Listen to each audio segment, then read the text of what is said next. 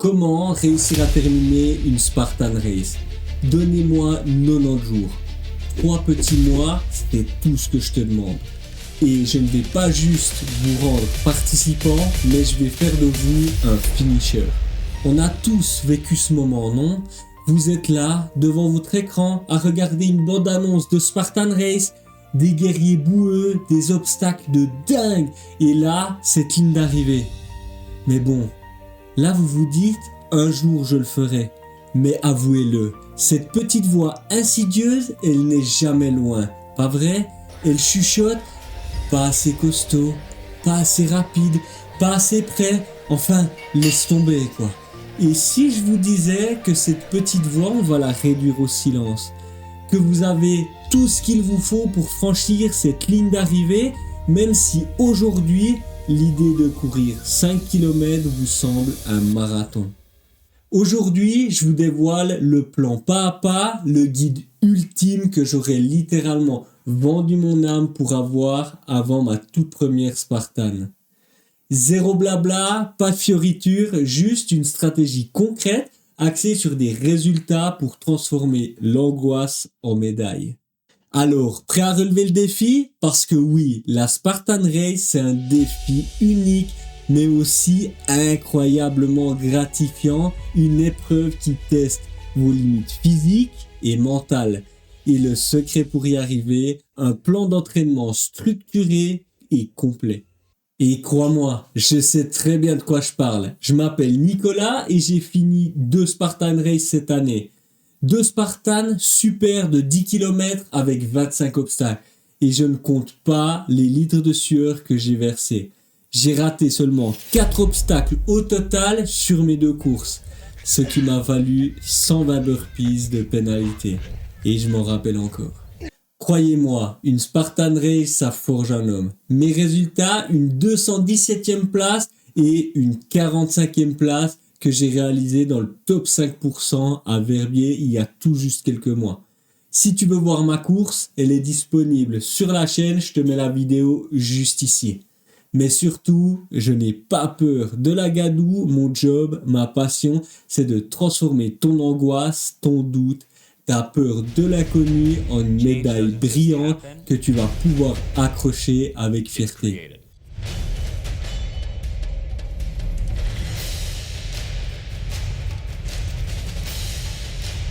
But how will you know that change is real?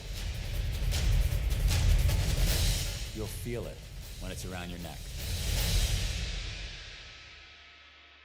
Mais avant de te dévoiler le plan complet, si tu es motivé à te dépasser, à participer à une Spartan, mets-moi un petit pouce bleu, ça soutient la chaîne. Et si tu veux voir d'autres vidéos, abonne-toi et on va aller décortiquer ces Spartans ensemble. En partie 1, on va comprendre les exigences que nécessite une Spartan Race. Bon, avant de s'entraîner, il va falloir savoir ce que ton corps devra encaisser le jour J. Parce que oui, une Spartan, ce n'est pas tout simplement une course à pied. Vous allez devoir travailler l'endurance, les parcours vont pour la plupart de 5 à 21 km, voire même encore plus pour les formats extrêmes. Et si tu n'as pas une bonne capacité cardio, tu seras complètement épuisé même avant d'atteindre le premier obstacle. Vous devrez aussi travailler votre force fonctionnelle parce que vous devrez porter des sacs de sable, traîner des traîneaux, soulever des seaux remplis de pierres, enfin bref. Si tu n'as pas une bonne force globale, tu vas vraiment souffrir. Et enfin, de l'agilité pour de la coordination. Tu dois grimper des murs, traverser des anneaux suspendus, ramper sous des fils barbelés et si tu n'es pas mobile ni explosif, tu risques de tomber ou de perdre ton temps précieusement. Et surtout, le plus important de tout, un mental d'acier. La Spartan Race teste ta résilience. Quand tu es trempé, boueux et épuisé, c'est ton mental qui va faire la différence et qui va t'éviter d'abandonner, mais plutôt de te surpasser. Bon, maintenant qu'on sait ce qu'on doit travailler, passons au programme d'entraînement. En phase numéro 1, le premier mois, on va poser les fondations. Cet objectif est simple mais crucial. Sortir du canapé sans s'effondrer et arriver à courir 5 km sans s'arrêter. Oubliez complètement la performance pour l'instant. On va y revenir juste après. mais on vise la régularité, la constance d'une bonne base solide.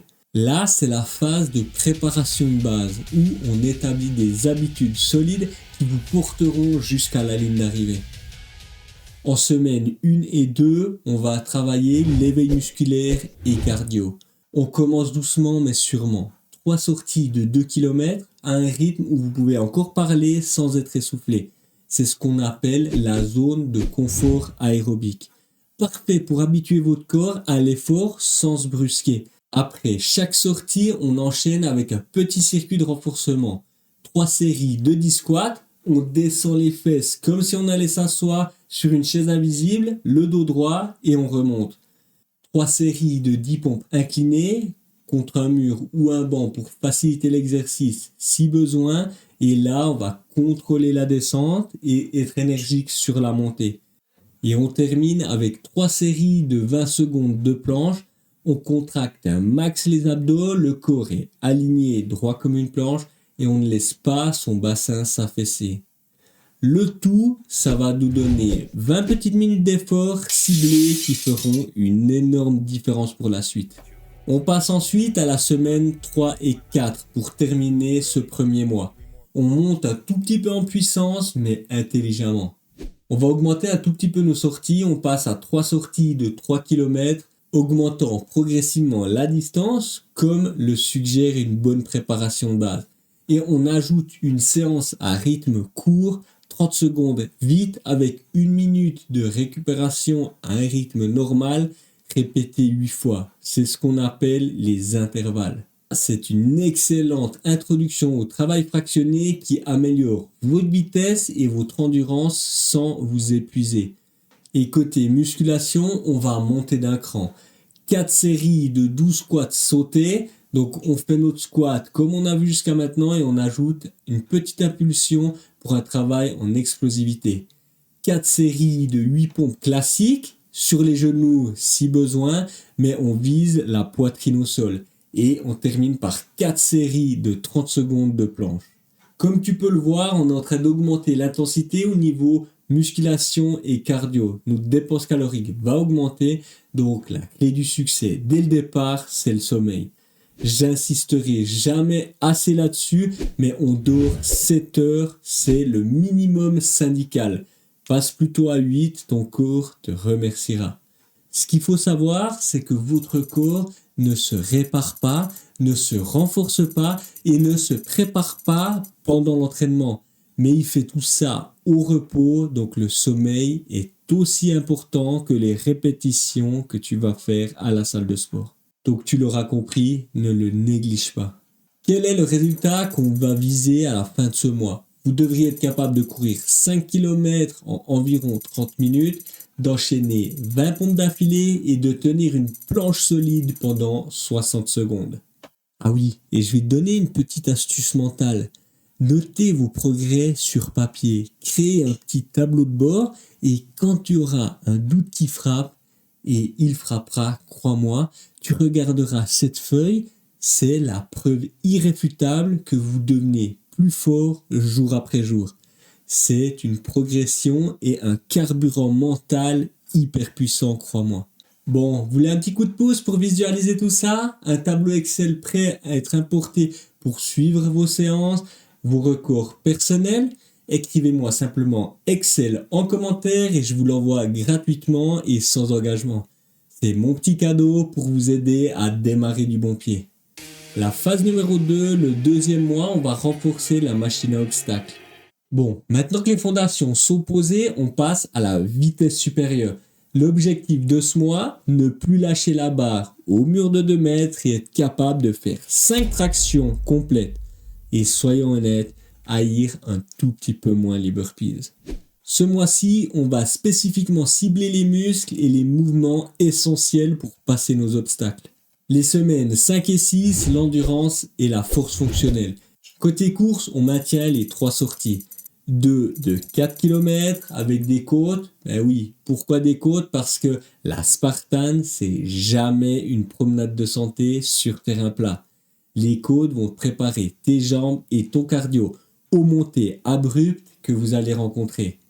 Et on ajoute à ça une sortie longue de 6 km pour construire cette endurance de base. Après les côtes, on intègre 3 séries de 30 secondes de gainage latéral pour renforcer les obliques, qui est crucial pour la stabilité et les mouvements en torsion. Et pour ce qui est de la force, on attaque 3 séances spécifiques axées sur le grip and pull, c'est-à-dire la préhension et les tractions. Si tu as déjà vu des exercices de Spartan, tu verras que c'est fondamental. Les cordes, les murs, les monkeys, tout va y passer. En séance 1, on va commencer par 4 séries de 30 secondes de dead hang. Sur une barre, on se suspend, main fermée et on tient. Et ça, tu verras, ça va renforcer ta poigne de fer. On enchaîne avec 4 séries de 8 rowing kettlebell, on tire la kettlebell vers soi et on contracte le dos. Et on enchaîne avec 4 séries de 15 burpees. Oui, les burpees, ils sont enfin là et on va commencer à les apprivoiser. Et en séance B, on va commencer par 4 séries de 5 tractions assistées, avec une bande élastique ou en sautant pour attraper la barre et contrôler la descente. On enchaîne ensuite avec 4 séries de farmer carry. On vise environ 20 mètres, donc on prend les poids les plus lourds possibles, on fixe les épaules, on ferme nos mains et on marche. Ça va tuer ton grip et ça va renforcer ton corps en entier. Et on termine enfin avec 4 séries de 12 swing kettlebell, un mouvement puissant qui engage toute la chaîne postérieure. Pour les semaines 7 à 8, accélération et spécificité. On accélère le rythme de course, une séance fractionnée intense, 5 fois 1 km à 90% de votre effort maximal, avec une récupération active entre chaque kilomètre. C'est là que vous allez vraiment construire cette capacité à pousser où ça fait mal. Je te conseille de le faire sur un anneau de l'athlétisme pour mieux maîtriser les distances et surtout le dénivelé. Mais tu peux aussi très bien le faire sur une route. Vise plutôt un terrain plat pour cette séance de fractionné.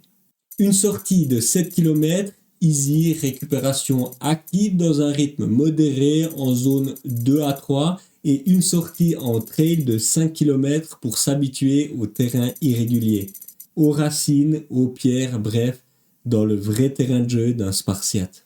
En force, on va retirer l'assistance, on va viser 5 séries de 3 tractions complètes.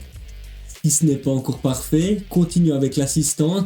L'objectif est plus la forme que le nombre. Ajoute à ça 4 séries de 45 secondes de dead hang, votre grip va devenir un vrai rock. Et 5 séries de 20 burpees. Les burpees, on les connaît, on les respecte, mais là, on va les dominer. Votre objectif en fin de mois, vous devriez être capable de réaliser 5 tractions complètes ou presque, de tenir un dead hang pendant 60 secondes et de faire 100 burpees en moins de 8 minutes. Pour ce qui est course à pied, on vise un 7 km sans aucune gêne. Bon, mon petit bonus pour toi dans cette partie 2, la nutrition, le carburant de votre machine. Pas de miracle, juste de la logique, on va viser 1,8 à 2 grammes de protéines par kilo de poids de corps et ça va nous aider pour la récupération musculaire et même la construction. Et ici, on ne parle pas de compléments farfelus, mais juste de bonne nourriture équilibrée avec lesquelles on va ajouter un haut niveau de protéines si besoin et une hydratation impeccable. 35 ml d'eau par kilo de poids de corps, c'est le secret pour que votre corps récupère et se renforce efficacement. On est à la phase 3, le dernier mois de préparation, la course approche. On va simuler cette fois les conditions de course. C'est le sprint final. L'objectif ultime de ce dernier mois est simple. Être capable d'enchaîner 10 km de course avec 25 obstacles, le tout sans exploser. On va simuler les conditions de course qu'on va subir le jour J pour qu'absolument rien ne nous surprenne. Dans les semaines 9 à 10, on va attaquer les brick workouts et l'endurance spécifique. Mais alors, c'est quoi les brick workouts ? C'est des enchaînements qui simulent les transitions entre la course et les obstacles. Une séance type 2 km de footing suivie de 20 burpees, puis 20 squats et un sprint de 400 mètres. Tu vois le délire? Ce circuit, on va le récupérer et le refaire 5 fois. C'est épuisant, mais là, ça va te préparer mentalement et physiquement à alterner des efforts intenses et de la course à pied. En parallèle, on ajoute une sortie de 8 km en format trail pour la préparation spécifique au terrain. Et on ajoute une sortie longue de 10 km sur une route pour valider notre endurance fondamentale. Pour les semaines 11 à 12, là, on est à bout touchant. On va simuler la Spartan Race. Pour voir où tu en es, là, tu vas noter ton temps et l'objectif descendre sous les 55 minutes avec cette simulation. Ça va être votre répétition générale. C'est le moment de reproduire un maximum le format de course. Fais un parcours avec le maximum de variations d'obstacles. Votre objectif, construire un circuit qui ressemble au maximum à ce que vous allez affronter le jour J. Bon, je sais que la disponibilité d'obstacles est vraiment difficile. Mais moi, ce que je fais, c'est que je fais dans ma salle de sport un format HIIT. Je te propose la suite suivante. 1 km de course, puis tu vas enchaîner avec 30 tractions le plus vite possible. Ou alors traction assistée si nécessaire. Tu enchaînes ensuite avec 1 km de course, puis 30 squats sautés. Tu reprends avec 1 km de course et là, 40 burpees. Tu commences à voir le tableau, on va se rapprocher plus de l'Aerox, mais les compétences seront les mêmes. On enchaîne avec 1 km de course, puis 60 mètres de farmer carry. Et là, on va taper la charge maximale. Ensuite, 1 km de course et on termine avec 30 tractions le plus vite possible. Le petit bonus, l'équipement. Ne laisse vraiment rien au hasard. Vos chaussures sont cruciales. Vous pouvez même avoir un terrain boueux et là, vous devrez les tirer sur des kilomètres. Visez des chaussures de trail avec des crampons et une adhérence maximum dans la boue sur les terrains glissants. Vous pouvez aussi ajouter des gants sans doigts, c'est une option, mais personnellement, je ne l'utilise pas. Ça peut protéger vos mains et ajouter un tout petit peu de prise. Et surtout, mon conseil, ne prends pas de gilet d'hydratation. Tu as des ravitaillements tout au long du parcours et c'est juste du lest inutile. La règle d'or, ne testez jamais de nouveau matériel le matin de la course. Ce qui n'est pas approuvé à l'entraînement reste dans le sac. Vous pouvez jouer sur une partie mentale, visualisez la victoire. Chaque soir, avant de dormir, prenez 2 minutes pour visualiser chaque obstacle. Imaginez-vous le franchir avec succès, sentir la corde dans vos mains et sentir le mur sous vos pieds. Vos neurones ne font pas la différence entre une répétition réelle et une répétition mentale. En pratiquant cette visualisation, vous pouvez augmenter vos chances de réussite de 30%. C'est une technique puissante utilisée par les athlètes de haut niveau. La gestion des peurs spécifiques. On a tous nos bêtes noires, ces obstacles qui nous donnent des sueurs froides. Identifions-les et déconstruisons-les. Commençons par la corde de Tarzan ou le monté de corde. La peur, c'est de tomber. Le secret, ne jamais enrouler la corde autour de vos poignets, vous risquez de vous brûler ou de vous bloquer. Mais toujours regarder la sortie avec le point d'arrivée. Et surtout, poussez la corde vers l'avant avec vos pieds pour grimper, plutôt que de tirer uniquement avec les bras. Utilisez la technique du J-hook, un pied enroulé autour de la corde, l'autre vient bloquer par-dessus. Pour ce qui est du mur incliné ou du slip wall, l'appréhension, c'est de glisser. Le truc, genoux hauts, bras larges et une prise stable. Regardez toujours devant et au-dessus du mur, jamais en dessous. Et utilisez l'élan de votre course et vos jambes pour propulser votre corps vers le haut. Le javelot. Un obstacle qui coûte cher en burpees si on le rate. Et crois-moi, je sais de quoi je parle. Pour l'instant, 2 tentatives et 2 échecs. Donc là, j'ai pas de bons conseils à te donner. Les monkey bars ou barres parallèles. L'erreur classique est de vouloir aller trop vite et de ne pas avoir assez de grippe. Concentrez-vous sur un mouvement fluide, sans à-coups. Utilisez votre élan pour passer d'une barre à l'autre et non pas votre force pure dans les bras. Renforcez votre grip au maximum avec les dead hang et les farmer carry et ça passera. Le barbed war crawl. Ouf, mon accent anglais. Enfin, le ramper sous les barbelés. Ici, c'est plus mental que physique, mais ça peut user. Restez bas, très bas, rampez comme un serpent en utilisant vos avant-bras et vos genoux pour ne pas vous blesser. Un petit truc gratos, si la pente est à votre avantage, laissez-vous rouler. La tête tournera un peu, mais vous allez garder une énergie précieuse. Évitez de lever la tête ou le dos et respirez calmement. C'est un test de patience et de persévérance. Et l'échec, 30 burpees, tu l'auras compris, pas 29.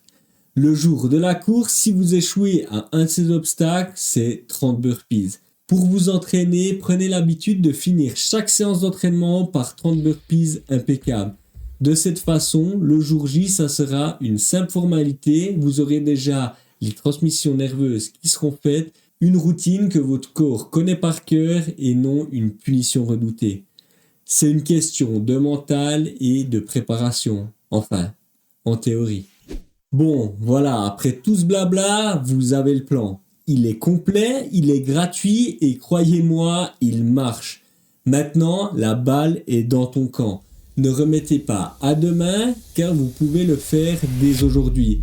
Inscrivez-vous à la course, choisissez la vôtre, celle qui est proche de chez vous, qui vous fait rêver ou un peu peur. Et surtout, écrivez-moi dans les commentaires laquelle vous avez choisi. Et peut-être qu'on se retrouvera sur la ligne d'arrivée. Et ensemble, on va transformer cette ambition en réalité. Tu l'auras compris, 90 jours, 3 phases, une médaille. Le plus dur, le vrai défi, ce n'est pas la course en elle-même, c'est la décision de débuter. C'est de dire oui à l'aventure et de faire tes premiers pas. Une fois cette décision courageuse prise, le plan que je viens de vous donner fera le reste. Il vous guidera, vous poussera et vous transformera. Alors, lancez cette première séance aujourd'hui. Même si vous êtes fatigué, même s'il pleut, même si l'envie n'y est pas complètement, faites-le pour vous et dans 3 mois, on ira faire cette course ensemble. Parce que oui, dans 3 mois... 3 mois. Vous ne regretterez pas d'avoir commencé. Allez, à vous de jouer. Si cette vidéo t'a plu, lâche un like, abonne-toi à la chaîne. Si tu veux voir mes performances à Verbier, la vidéo complète est disponible juste ici. Et n'oublie pas, la seule limite c'est toi. Allez, ciao!